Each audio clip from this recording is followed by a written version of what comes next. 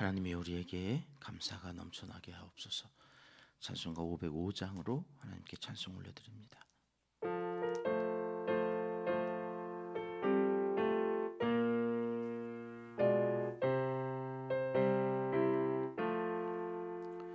온 세상 위하여 나 복음 전하리. 만 백성 모두 나와서 주 말씀 들으라. 죄 중에 빠져서 헤매는 자들아, 주님의 음성 듣고서 너 구원 받으라. 전하고 기도해 매일 증인 되리라. 세상 모든 사람 다 듣고 그 사랑 알도록 온 세상 위하여 이 복음 전하리. 저 죄인 회개하고서 주 예수 믿으라. 이 세상 구하려 주 돌아가신 것 나 증거하지 않으면 그 사랑 모르리. 전하고 기도해 매일 증인 되리라. 세상 모든 사람 다 듣고 그 사랑 알도록 온 세상 위하여 주의 힘하니. 주 예수 이름 힘입어 이 복음 전하자. 먼 곳에 나가서 전하지 못해도 나 어느 곳에 있든지 늘 기도 힘쓰리. 전하고 기도해 매일 증인 되리라. 세상 모든 사람 다 듣고 그 사랑 알도록. 아멘. 이 새벽 주시는 하나님의 말씀은 에스겔 2장입니다 1절 2절 말씀 함께 읽겠습니다. 그가 내게 이르시되 인자야 내 발로 일어서라. 내가 내게 말하리라 하시며 그가 내게 말씀하실 때에 그 영이 내게 임하사 나를 일으켜 내 발로 세우시기로 내가 그 말씀하시는 자의 소리를 들으니. 아멘. 에스겔은 48장으로 되어져 있고요. 이제 내일 3장까지가 소명장이라고 에스겔을 부르시는 하나님의 마음이 담겨져 있습니다. 그리고 부름받는 우리는 어떠해야 하는지에 대해서 가르쳐 주시는데 어제 우리 1장에서 하나님이 하늘을 여셨죠. 그리고 보여주셨어요. 하나님이 어떻게 에스겔에게 나타나셨는지 1장에 보면 오늘 이미지로 가져왔는데요.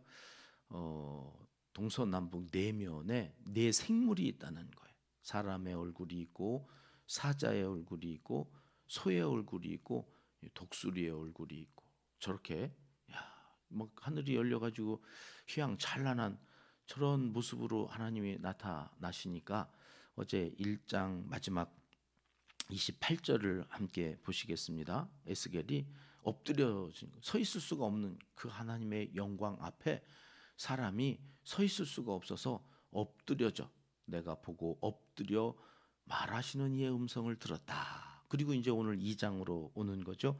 2장 1절은 어떻게 시작됐어요? 인자야 네 발로 일어서라. 엎드려져 있으니까 하나님이 인자야. 여기 인자라는 말은 벤 아담, 아담의 아들 그런 뜻이거든요.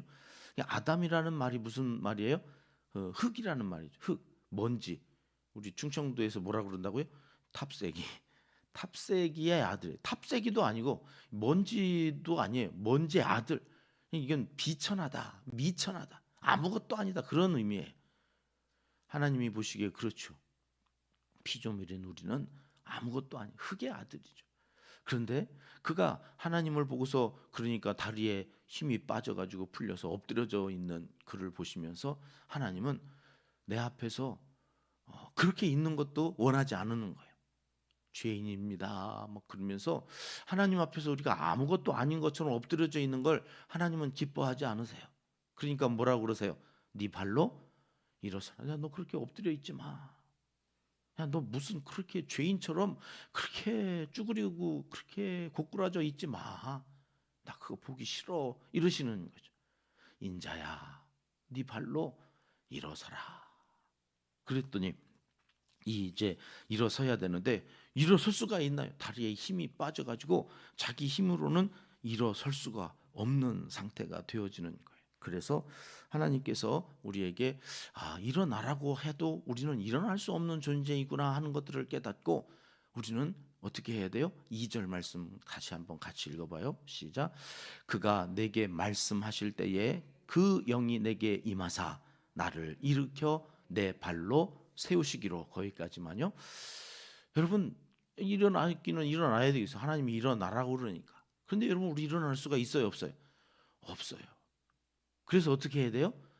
그가 말씀하실 때에 영이 임한다. 여러분 성령이 임해야 우리는 비로소 일어설 수가 있는데 그것도 내 힘으로 일어나는 게 아니라 여기 나를 일으켜 내 발로 세우셨다. 그 영이 나를 세우시는 거예요. 말씀을 들을 때에 영이 임하시는구나. 여러분 성령이 언제 임하시나요? 기도할 때 임해요. 찬송할 때 임해요. 그리고 여기 오늘 본문에 말씀하실 때 그 영이 내게 임한다. 여러분 기도, 찬송 또 말씀을 듣는 거 이걸 다 합쳐서 뭐라고 그래요? 우리가 예배 드린다. 예배 때. 여러분 예배의 자리에 있는 게 왜 중요하냐면 그 자리 그냥 지키는 것이 중요한 게 아니라 그 자리 지키고 있을 때 성령이 임하는 거거든요. 그래야 우리는 일어설 수 있어요. 성령께서 우리의 권능을 주시고 이렇게 일으켜 세우시는데 사도행전 1장 8절로 가봐요. 거기 이런 말씀이 있죠. 같이 읽습니다.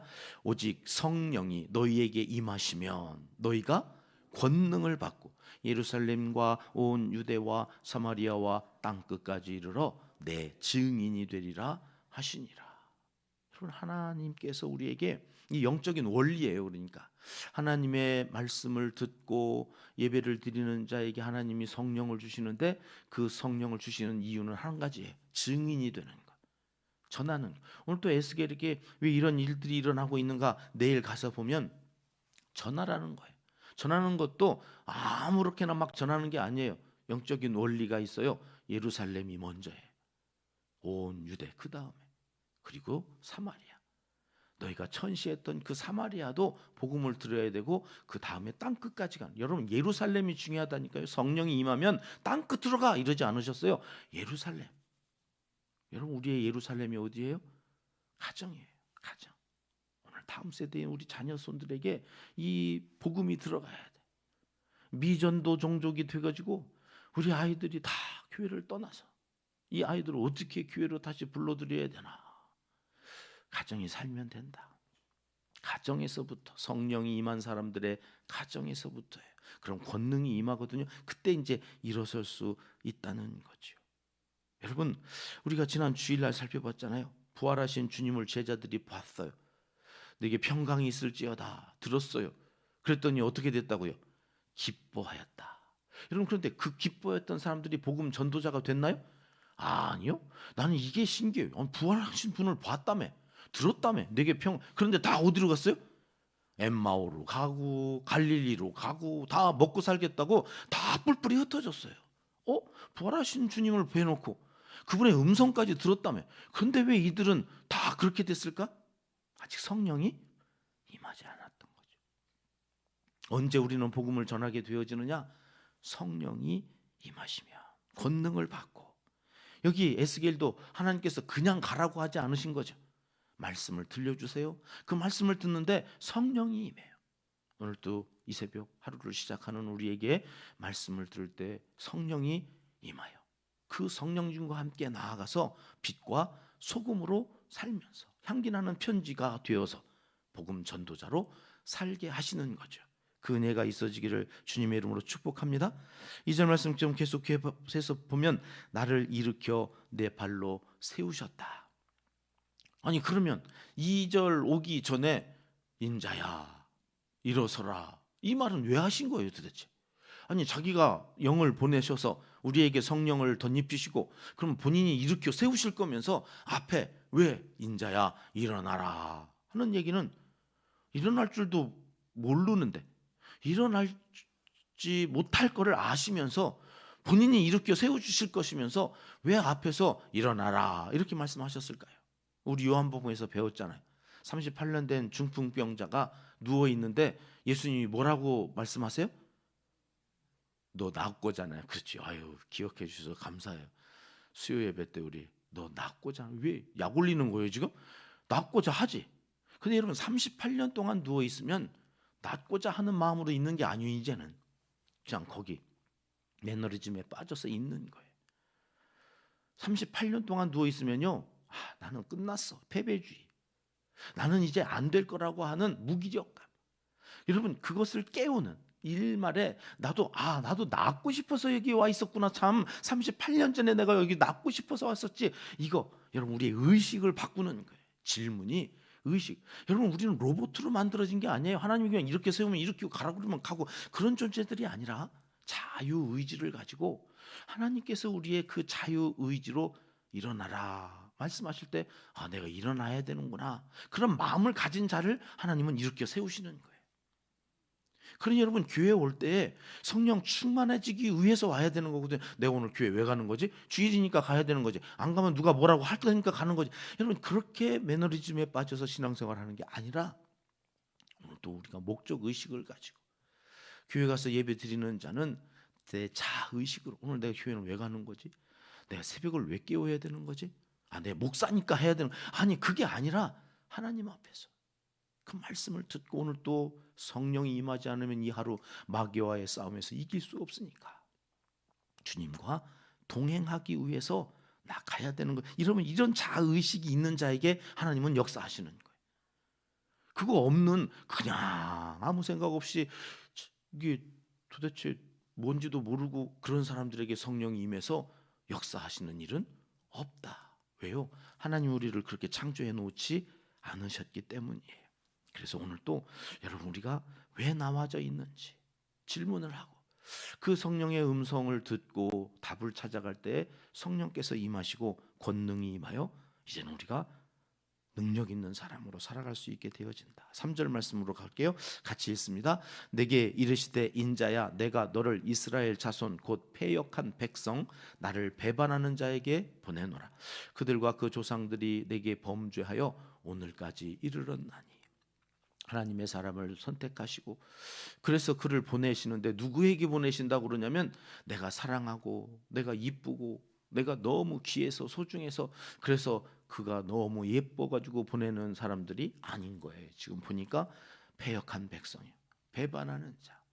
그래가지고 망하게 했어요. 그래서 망할 수밖에 없는 자들을 망하게 해놓고는 하나님이 또 이제 가슴이 아프신 거죠. 사랑하는 그 자가 나를 배반했어도 나는 또 그들을 사랑하는 마음 또 전해야 되니까 사람들을 보내시는 것이 하나님의 마음이다. 그들은 대대로 조상 때부터 지금까지 범죄한 자들이다. 그리고 4절에 가면 더 가관이에요. 4절 말씀 같이 볼까요? 시작. 이 자손은 얼굴이 뻔뻔하고 마음이 굳은 자래. 내가 너를 그들에게 보내노니 너는 그들에게 이르기를 주 여호와의 말씀이 이러하시다 하라. 얼굴이 뻔뻔하고 마음이 굳은 자. 여러분 이들이 선지자를 보내면 들을까요? 아니요, 안 들어서 망했어요. 그리고 바벨론에 이제 잡혀와서도 여전히 이들은 얼굴이 뻔뻔하고 마음이 굳어. 하나님이 원망스럽고요. 왜 우리를 이렇게 고생시키는지 불평, 불만이 끊임없이 이어져요. 그러니 이들이 여러분 선지자를 어떻게 대했을까? 예레미야에게 했던 것처럼 똑같이 할 거라는 거죠. 그런데요, 여러분 예레미야도 그렇지만 에스겔도요. 오늘 6절 말씀 같이 보실게요. 인자야 너는 비록, 여러분 어디에 이가 이제 거하게 된다고 하는지 세 가지 나오거든요. 하나는 가시, 하나는 찔레, 하나가 전갈. 세 가지의 공통점이 뭘까요? 찌른다는 거예요. 찔러. 다 찌르고. 다 긁히면 상처 나고. 심지어는 전갈은 막 쏜다 그러죠. 독이 있어가지고 쏘이면 즉사예요. 사막의 전갈은 얼마나 독한지 다 찔러. 그러니까 여러분 에스겔이 가서 환영받을 거라고 생각하지 말라는 거예요. 너 어디로 보내는 건 줄 알아? 너 가면 가시에 찔리고 찔리에 찔리고 전갈이 쏘아가지고 너 죽을 거다. 여러분 그런 곳으로 가라고 그러시는 거예요. 근데 그렇게 갈 때 그냥 보낼 수가 없으신 거죠. 그러니까 권능을 주시는 거예요. 성령이 임하시는 이유. 오늘 또 우리가 그런 거죠. 세상으로 나아갈 때 그냥 나가면 쏘여요. 다 찔리고 죽어요. 그러니까 하나님께서 오늘 하루도 말씀 먹고 그 말씀이 임할 때에 권능이 임하는 그 힘으로 나아가서 오늘 또 찔리고 오늘 또 쏘이고. 여러분 그렇게 되어질 때 6절 하반절은 우리 같이 읽어볼게요. 그 다음 장으로 내가 해놨나요? 두려워하지 말라라는 말이 없나요? 그 다음에 있을 텐데 뒤에 없어요? 오케이. 그들을부터 우리 함께 읽게요. 셋째 줄에 시작. 그들을 두려워하지 말고 그들의 말을 두려워하지 말지어다. 그들은 패역한 족속이라도 그 말을 두려워하지 말며 그 얼굴을 무서워하지 말지어다. 여러분 두려워하지 말라는 말이 이 한 절에 4번 나오죠. 무서워하지 말라까지. 근데 여러분 막 찌르는데 얼굴에 다 쓰여 있어. 그런 말 좀 하지 마세요. 왜 그렇게 싸나워요? 온유하고 겸손하다며 그게 뭔 말이에요? 막 그러는 거죠. 여러분 예수님이 30살이었어요. 30살. 그 젊은 목수의 아들이 나타나가지고 장로님들, 종교 지도자한테 뭐라고 그래요? 이 독사의 새끼들아. 우리말로 하면 이 개 XX예요. 젊은 친구가 나타나가지고 말씀을 하나님의 말이라고 그러면서 그렇게 싸납게 전하면 누가 들어요? 그럼 우리 예수님 안 믿어야죠. 그렇게 싸나워가지고 말은 겸손하다고 그래놓고 겸손 하나도 안 하네. 그리고 다 떠나야 되잖아요. 근데 우리 예수님 믿잖아요. 왜 예수님이 그렇게 싸나워졌을까를 생각해야지. 왜 저렇게 세게 말씀하시나를 생각해야죠. 아 예수 거짓말한다고 저거 겸손하지도 않네. 그리고 예수를 떠나면 죽는 거잖아요. 하나님의 말씀이 왜 그렇게 예레미야에서는 막 폭풍처럼 그렇게 휘몰아치듯이 우리를 막 죄에 대해서 십자가에 죽어갈 만한 죄를 가지고 너희가 지금 살아가고 있는 거다. 그 죄를 무서워해야 된다. 그런 말씀 아니셨을까? 그리고 이제 에스겔로 오니까 인자야 이 먼지 아들아 너 아무것도 아닌 거를 내가 저렇게 험한 세상에 보내는 것은 내가 그들 가운데 너를 보내서 5절 말씀으로 가봐요. 선지자가 있음을 알게 하려 합니다. 여러분 이 선지자라는 말이 히브리어로는 나비라는 말인데 이 원어가 물이 끓어오르듯 하다 그런 말이에요. 여러분 냄비에 물이 막 끓을 때 어떤 일이 일어나요? 냄비 뚜껑이 막 덜덜덜덜 그러고 거기 구멍이 있으면 수증기가 막 올라오면서 삐 막 이렇게 막 올라오고 그러잖아요. 이게 선지자의 마음에 성령이 임하니까 물이 끓듯이 끓어가지고 조용히 있을 수가 없다는 거예요. 그래서 찔리고 쏘이고 죽을 것 같은데도 가서 삐 소리를 내야 된다는 게 이 나비 선지자.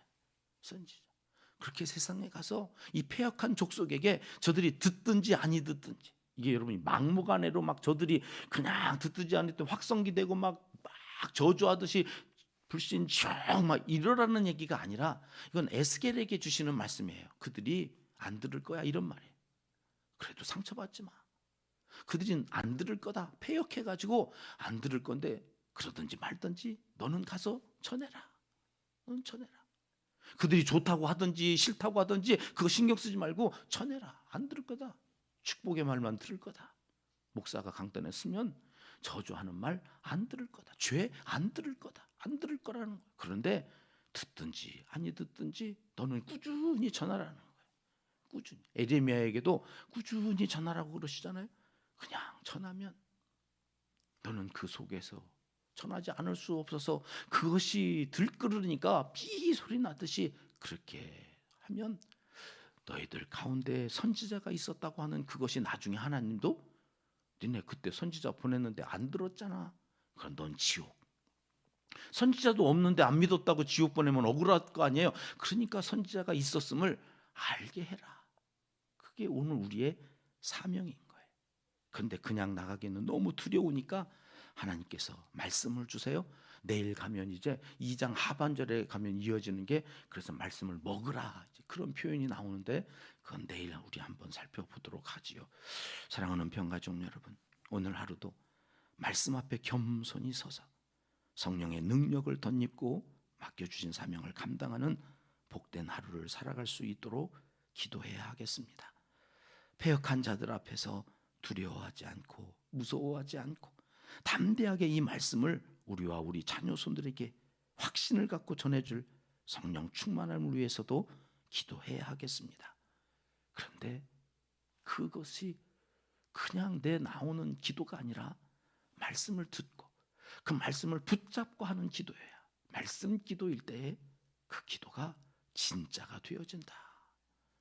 여러분, 기도할 때에도 성령이 임하고 찬송을 부를 때에도 성령이 임하지만 가끔 그때 악한 영이 임할 때도 있어서 이걸 말씀으로 구분을 해야 돼요. 성령이 임한 건지 거짓 영이 임한 건지 우리는 분별할 수 있는 영이 말씀밖에 없어서 그 말씀을 듣고 임하시는 영으로 오늘 또 성령 충만하여 나가야 된다.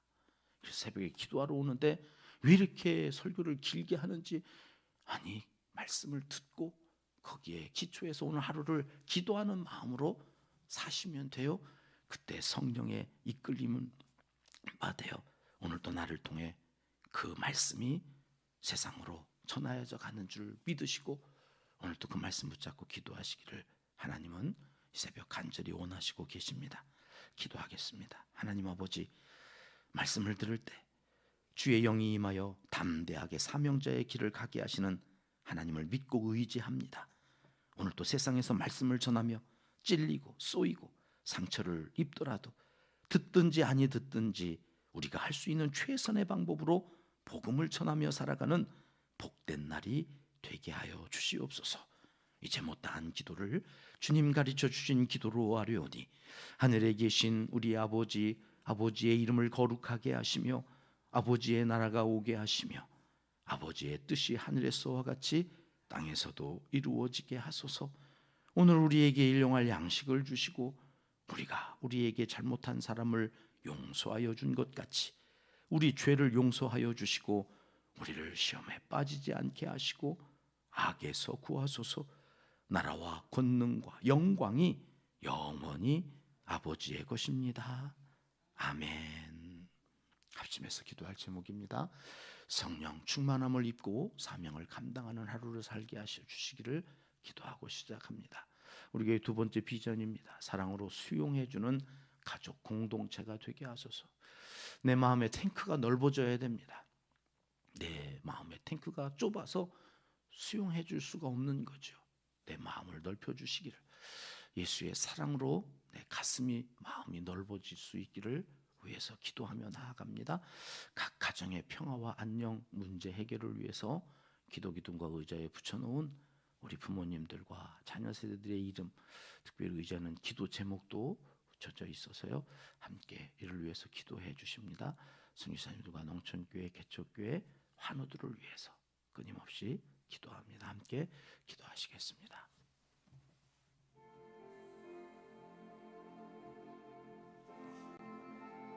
참 좋으신 우리 아버지 하나님, 오늘 또 성령 충만함을 우리에게 허락하셔서 권능을 입고 오늘 또 말씀을, 또 하나님의 나라를, 천국을 증거하며 살아가는 하나님의 사람들, 오늘 또 우리를 사용하여 주시기 원하오니 오늘 또 이 새벽 하나님 앞에 나와 말씀을 붙잡습니다. 말씀을 듣고 그 말씀 따라서